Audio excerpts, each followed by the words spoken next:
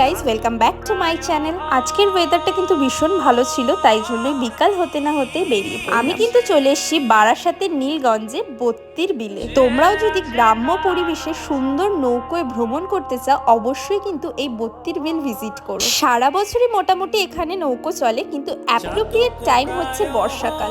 যত দূরই চোখ যাচ্ছে জল আর জল আর সুন্দর গ্রাম্য পরিবেশ, চারিদিকটা দেখে যেন মনটা ছুঁয়ে যাচ্ছে।